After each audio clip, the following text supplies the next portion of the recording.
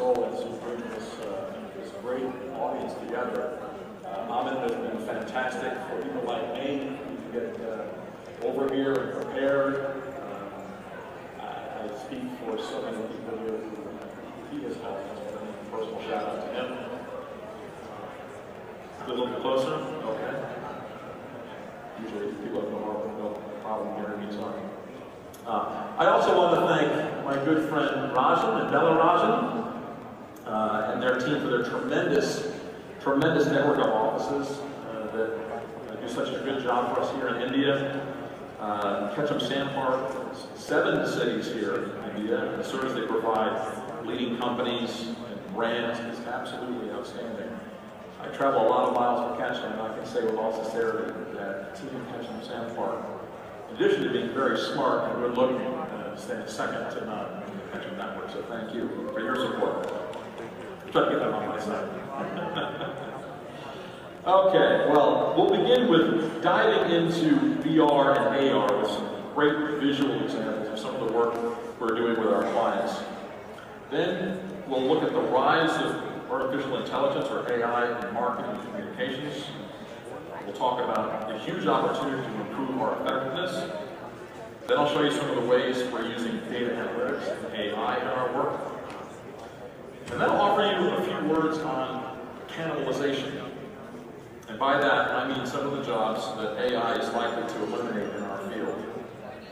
And because a lot of the AI-enabled world of search and media and e-commerce is governed by algorithms now, we'll discuss a question a client recently asked me, which is, how do you market to an algorithm? Okay. Then my new best friend, Minari Shah, is going to come up here and we'll have a little discussion so we can round things out together. All right, let's dive into VR and AR. And so that we're all beginning at the same starting point, let's make sure we're clear on a couple of the definitions. So, virtual reality. Virtual reality is realistic and immersive simulation of a three-dimensional environment. It uses software to generate realistic images, sounds, and other sensations that replicate or create an imaginary setting. It currently requires wearing some kind of viewing device, like the Oculus VR, or Google Cardboard, or Samsung Gear VR, or on a VR monitor, like PlayStation VR. Augmented reality. Augmented reality, on the other hand, offers a live view of a real environment that you are in, and your view, usually on your phone, is augmented or supplemented by computer-enabled information. Could be offers, could be visuals, or could be GPS data. Pokemon Go is the breakthrough application of AR this year, but there are thousands of emerging applications that all will permeate our lives very soon. So here are some examples of how we're using virtual reality at Ketchum. I love this campaign. You know, a year ago, Samsung came to us and asked for a campaign that would break through the Olympic clutter in Rio. Our idea was to capture the stories of 3 Olympic long-shot hopefuls, using Samsung technologies to capture and to share well in advance of and during the Olympics.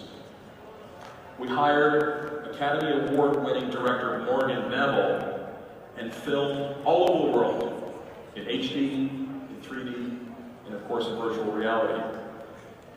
The resulting full-length motion picture is called A Fighting Chance.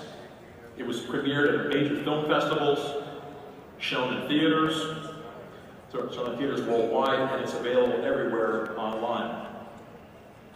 Now, a really cool aspect of this campaign was that we captured one set of Olympic hopefuls.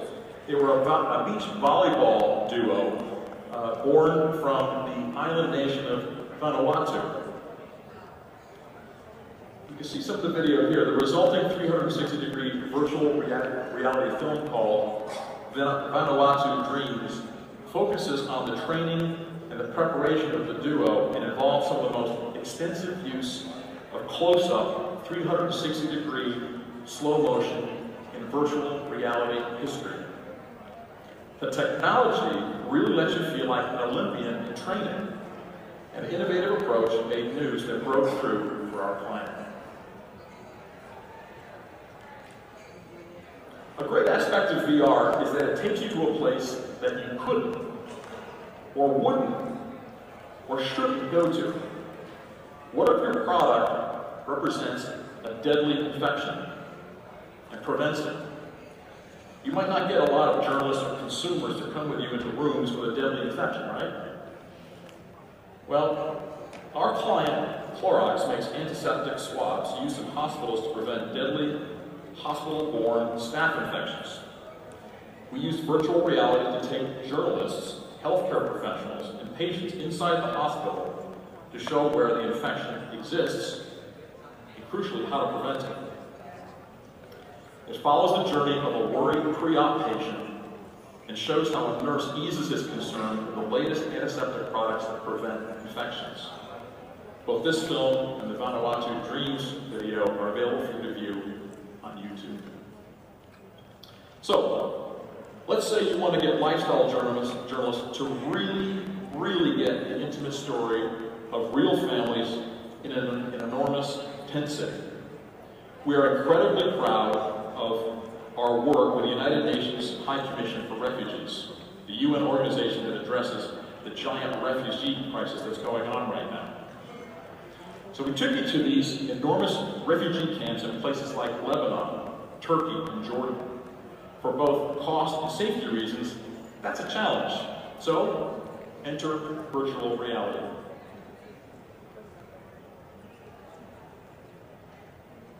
This immersive virtual reality experience, which we did not produce, but use, takes the viewer inside the camps and lets them look around to see the living conditions, the scale, the real people living there.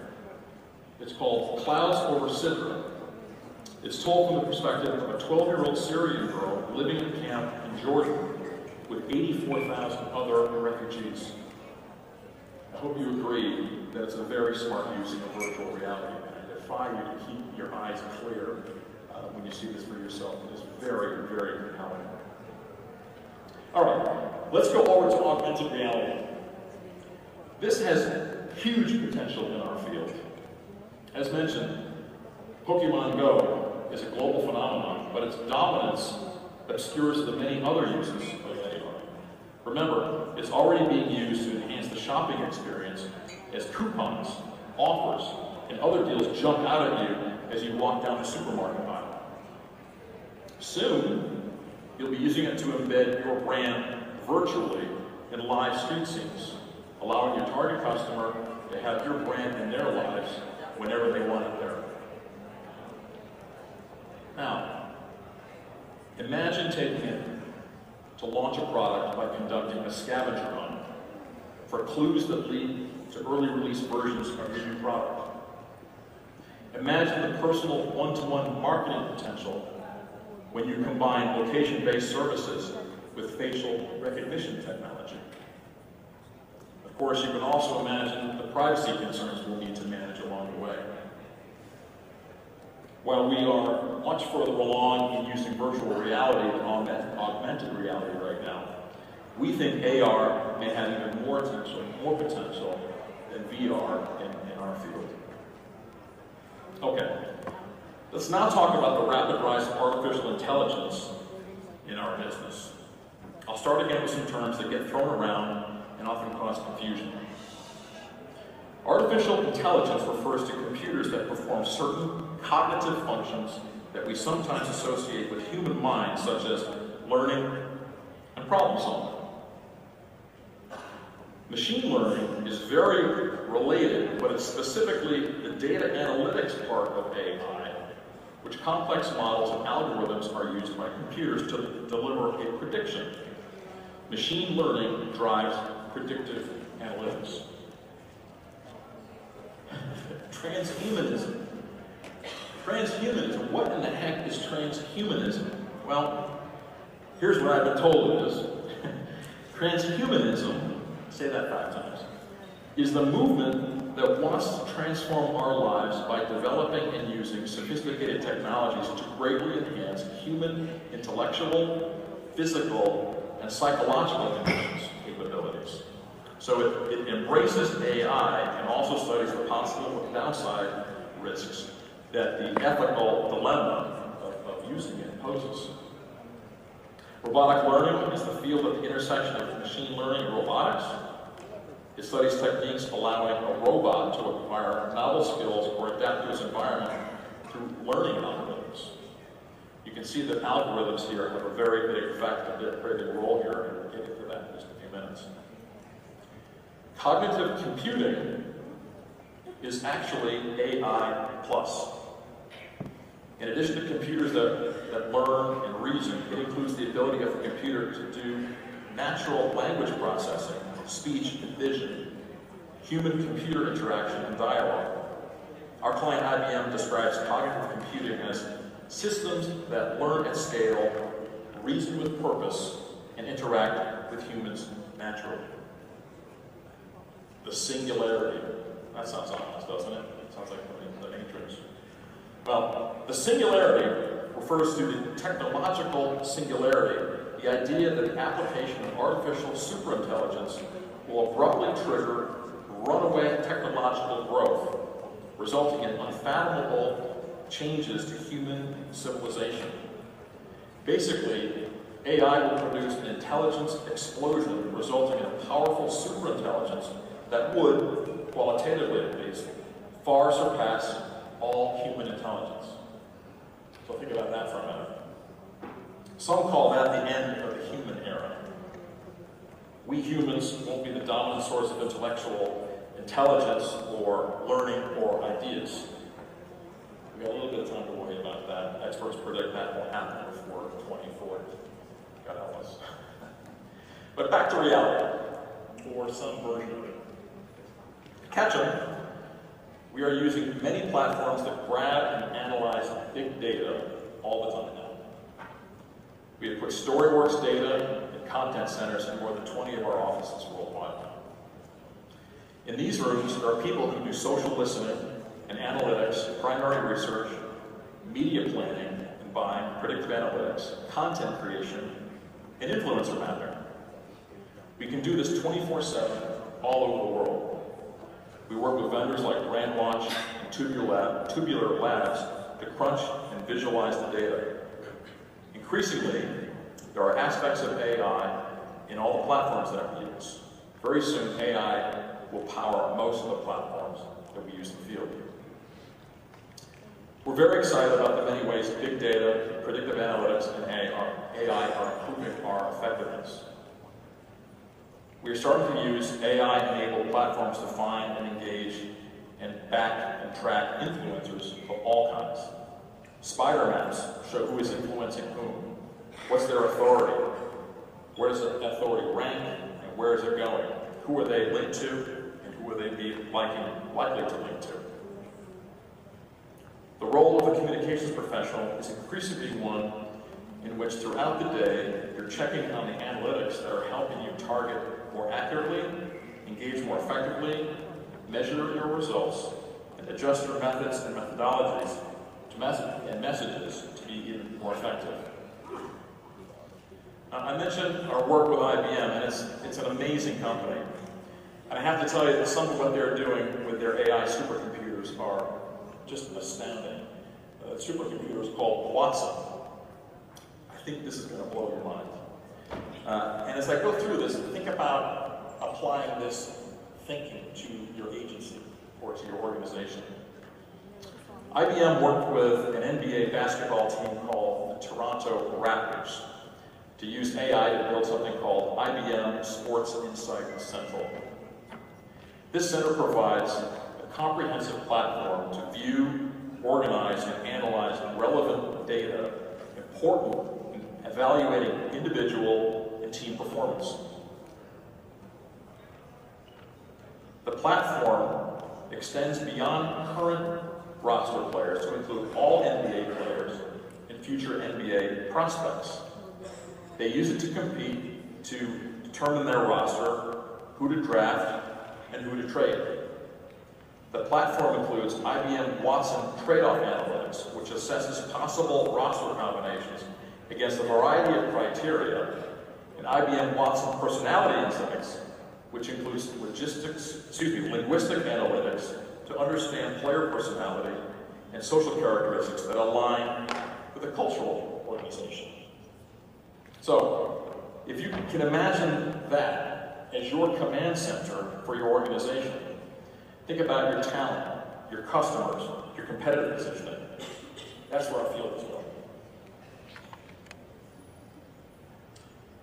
Of course, that might replace us. What jobs might be cannibalized or replaced? Well, here's a list.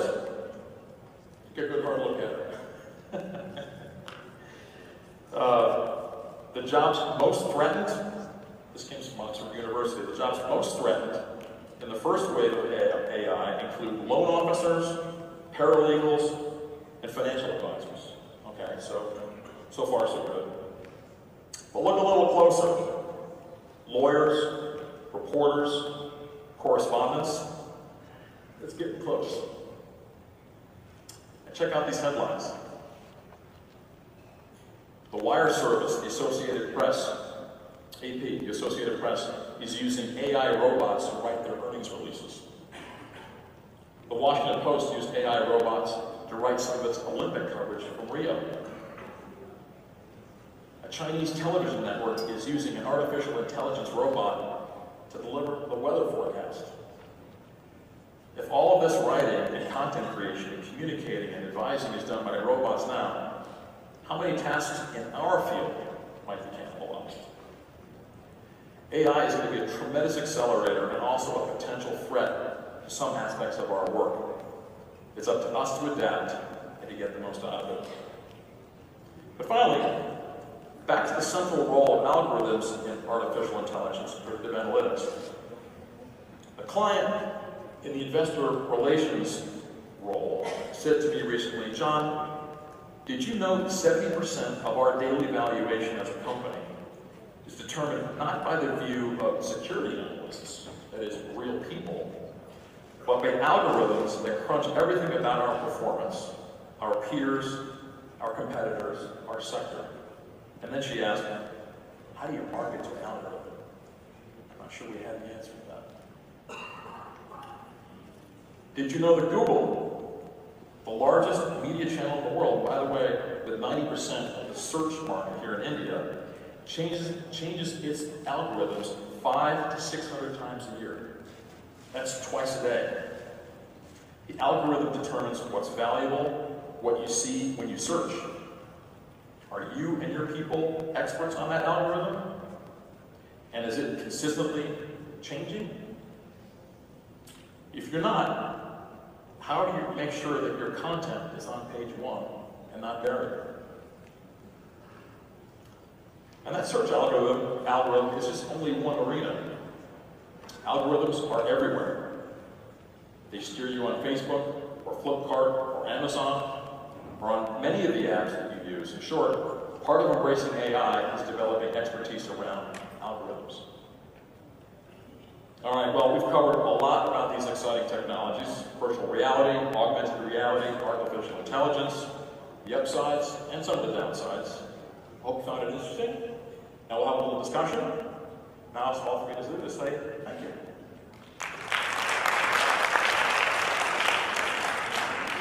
Excellent. Thank you, John. Just request you to take your seat. I'm going to invite Minari Shah. Minari is the Director of PR at Amazon India, 20 years of experience, and she was also as part of the prestigious India's Top 10 Women in Corporate Communications. Thank you. I don't know about all of you out there, but it certainly got me thinking quite a lot. How many of you feel that we are worried about what's coming? Quick raise of hands. How many are worried? Okay, this is not a very worried audience. This is a well-prepared audience. Great. So be prepared for the future. So taking from what you just spoke about, John, a couple of questions, bringing back to some of the things that we in this room talk about very often. In this world of algorithm-curated feeds and, machine learning-led recommendations, do I now, as a communicator, have more of a control of my narrative or less of a control? What do you think? That's a great question to start off with, because I think it's entirely debatable. You know, if you take the IBM Watson example and their work with the NBA basketball team, they're unleashing all that information to make some very big decisions about their organization. I mean, they're doing nothing less than taking that information and deciding which players stay, which players need to be traded, how they keep their eye on future recruits.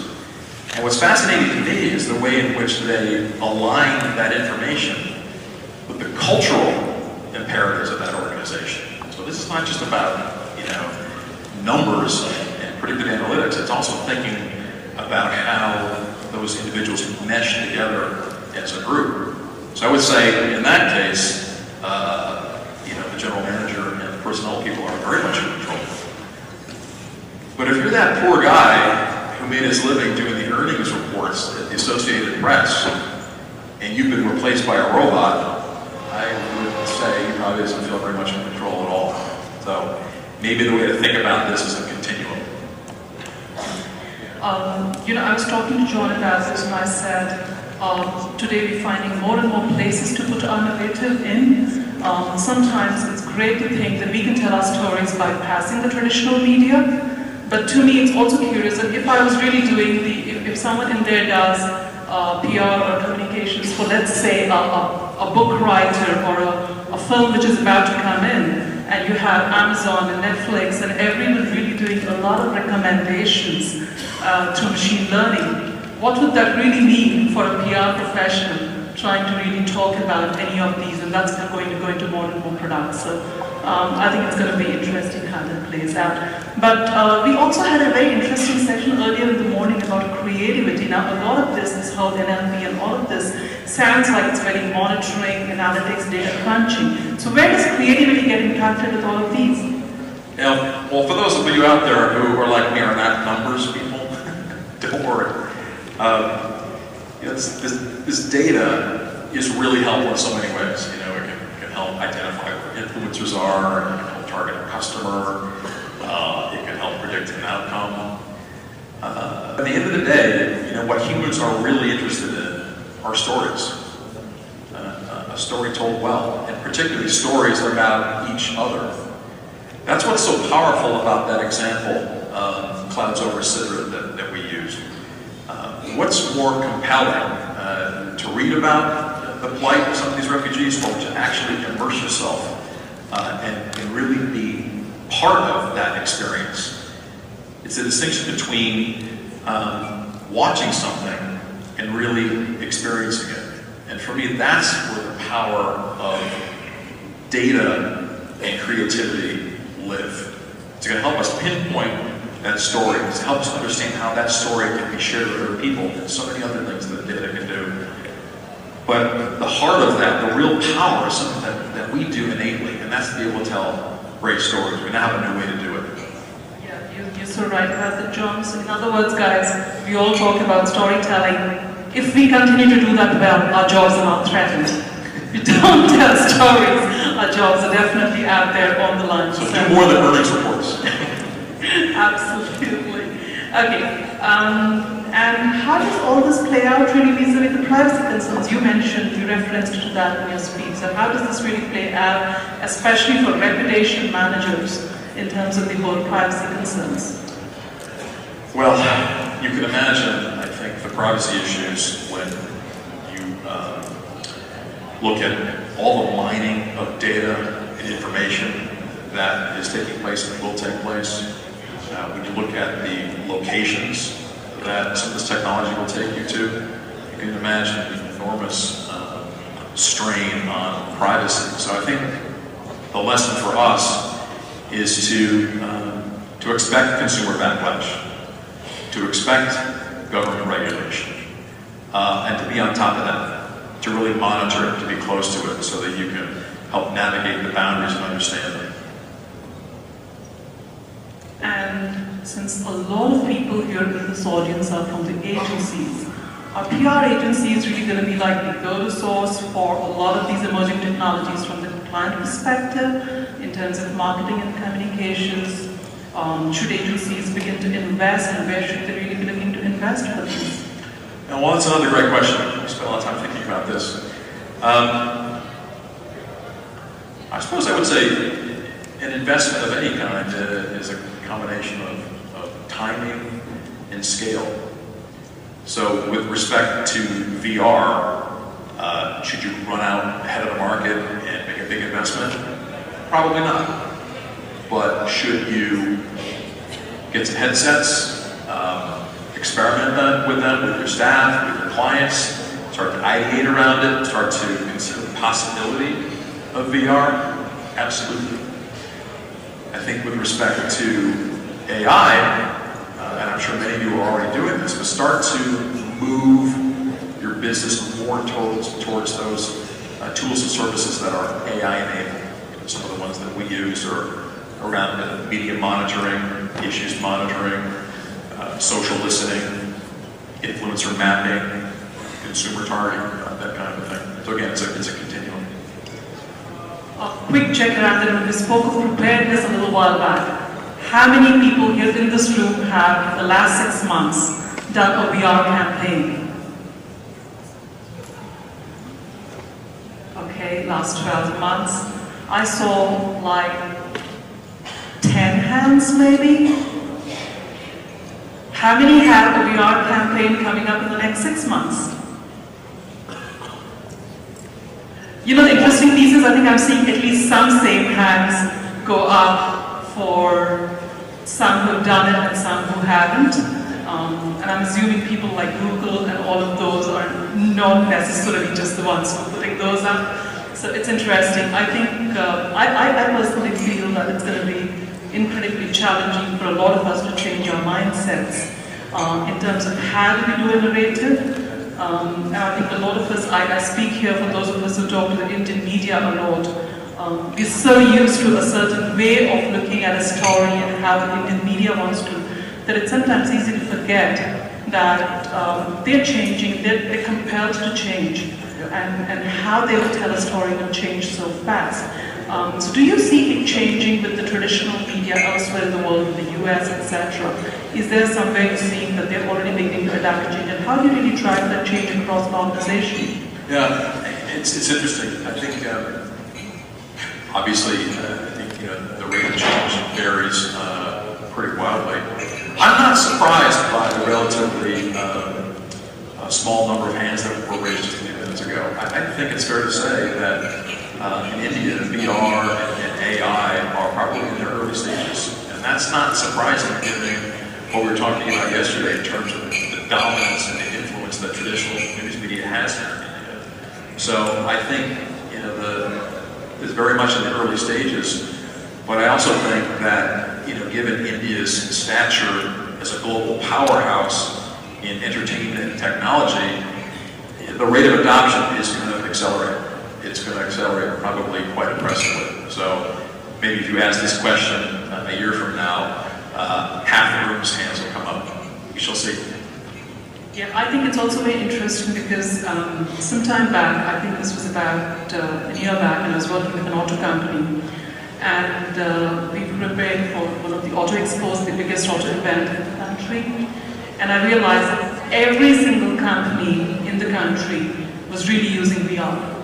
It's the commonest thing. So the question that I do want to ask this audience to just think about is, are we still living in a very siloed world from what the marketing folks are doing, from what the advertising folks are doing, and what we in PR are seeing as our forte? I think a lot of times it strikes me that we tend to silo ourselves from what the marketing campaigns are doing, because we used VR very extensively for a lot of the campaigns back then. We got Messi to be the brand ambassador for the company, and we had VR activations all across the country, and it was amazing how much VR could really drive the marketing campaign. So sometimes if I ask a lot of people in this room to now think about it and say, did your company recently do a VR campaign? Did you use Oculus? Did Did you use a VR game? Did you, use something on the social media? You might find that you're actually using these technologies right now. You've just not thought about it, that you're using it. And in that case, how do we really take it to our traditional strengths around media and internal communications and social? I just might chime in and echo that with an additional thought, which is that, with all the potential of VR, and it is absolutely there are many experts, including Tim Cook at Apple, who knows a thing or two about this kind of thing, who believes that the bigger potential, maybe by a lot, is AR over VR. And the reason he cited for that, even though he says both technologies are incredibly impressive, but it feels like the bet might be on AR from a commercial standpoint, just because it's social. That was the phenomenon of Pokemon Go, is that you could do this with your friends, you could do this with your community, your families, and it became this worldwide sensation. Whereas VR, at the end of the day, as immersive and as amazing as it is a singular experience. It's a technology that removes all borders so that everything is local, but it is a singular one-to-one experience, which is powerful in itself. But the commercial potential might be higher in AR. So, just a thought. Great. Any comments that anyone in the team wants? I think we have just about one time.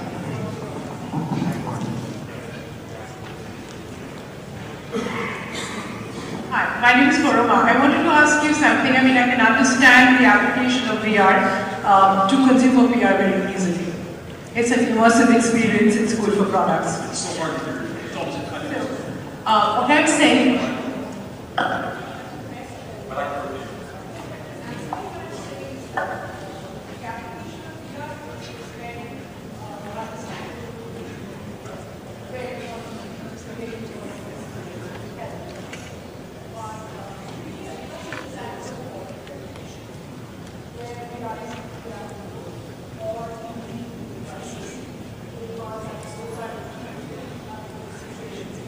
The question was about... It's interesting, that's from Roma, who most of us here know before. Her current role was with Google, so John, that's warned you. Did you want to repeat the question? Basically, we're looking for examples of VR as it might be applied to corporate reputation or in the event of a crisis. Well, I think of it, the immediacy of VR. Think of the completely immersive qualities of VR. I think in crisis, you have situations where you need to get a lot of information to a lot of people in a short amount of time. And the technology of VR does require kind of clumsy technology. It does require a headset. And so the immediacy might not be there with VR.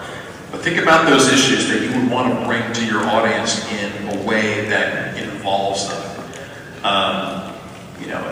There's been a lot of work done in the healthcare area where you can literally take patients into their own bodies to view emerging conditions that you should be aware of. Any kind of experience that requires proximity is a good one for VR because it does remove borders, it does make everything local. So I think the reach is limitless, but you have to recognize that it is very much a one-to-one experience. I just had also perspective with this because I think that, I was thinking about it now as you asked it, it's a very off-the-cuff answer. But I was just thinking that one is undoubtedly that, let's take a crisis situation. A lot of people in this room might remember situations where a known consumer product, a chocolate or a soft drink, etc., have had concerns around what's inside of the product. Now, could I use VR to actually effectively take people to the factories and showcase the issues? If you remember, there were issues around, were the wrong kind of things, was the right kind of hygiene and stuff followed? And could we actually take VR to take people into those factories, a much larger audience? And to me, it's powerful because then you're not just taking the media, but really your consumers right into it. But I also think it's a very evolving technology, and thank you, Roma, for really bringing that up, because it's got us all thinking a lot more about how we can use it. So I think I'll finish with that. I saw the bell ring with that. Thanks, John, for a great talk. I've enjoyed it. Thank you, everyone. Thanks, everyone.